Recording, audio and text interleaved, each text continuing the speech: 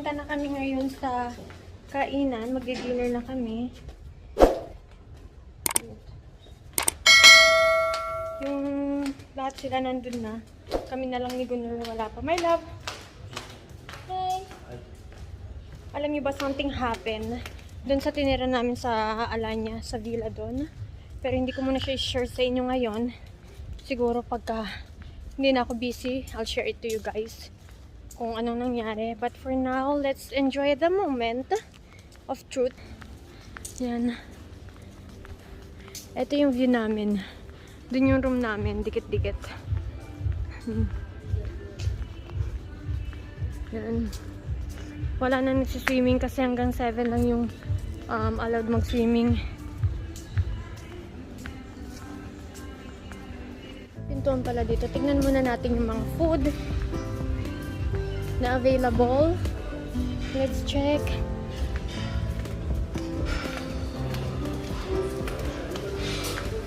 So, ito yung mga food nila. Looks yummy. And then, they also have here mga vegetables, mga salad. Yan. And then, ito naman yung mga appetizer. Wow. I miss this. I miss all of this one. And ito yung mga pickles. Wow, ang dami.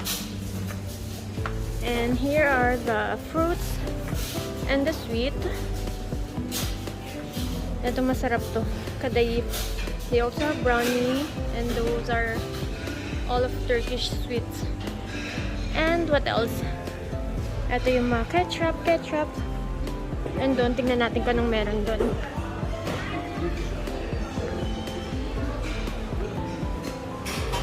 Those are Turkish pizza. They have the Turkish pizza. And yeah. Guys, ito yung mga kinuha ko. Mostly mga Turkish food siya. And ayun naman kay Gunnar. Hiwa-hiwalay tayo Dito kayo, oh. Dito. Pwede ba dyan? Walang nakukuan. Hindi, kaso may ano dun eh. Ayan, oh. Dalawa na yan sila. Tapos yung mga O sige, sabihin ko kay Gunnar. Wait lang. And guys, they also have here pala. So, merong spaghetti, chicken, and then fries. Look, it's your mommy. I like this one. You get one. And then, they also have kofte. Wow. May labas tayo. Tingnan natin kung anong meron dito. Pero, pupunta talaga kami ng Ayos Beer. Kasi bibili kami ng toothbrush. Let's check what's in here. So, meron silang Hello Sweetie. Daily excursions. May Turkish bath. Gumbet Bodrum. Traffic. Traffic. May mga what? Geldi mi? Ayan mga bar.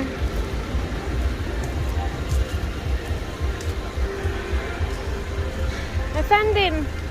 Merong mga coffee shop. Ay, may mga cafe na. Ito yung mga price. May mga cafe na mahal. Meron ding mga bar na hindi. And alam nyo ba, this past few years, ang daming mga tourists na pumupunta dito. Kasi to be honest guys, ang Turkey is one of the cheapest places to have your holidays. Pero since mataas yung inflation rate dito sa Turkey, so lahat na talaga nagsimalahan-mahalan. Kaya ang nangyari is umonti na yung mga tourists. Where? Hilarde? Okay. Pupunta kami ng Ayos Beer. Bibili kami ng they have Waffle King. I thought the wildflower. Okay.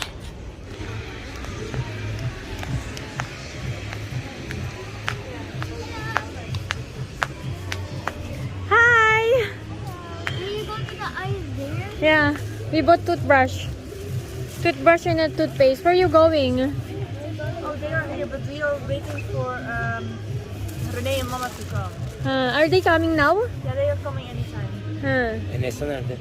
Nesta, where's Nesta? He stayed. He stayed, you know. Oma. Huh. Oma don't want to come. Huh. Sakit pa yung binti. Okay. Kasi mami na mga sila Ay!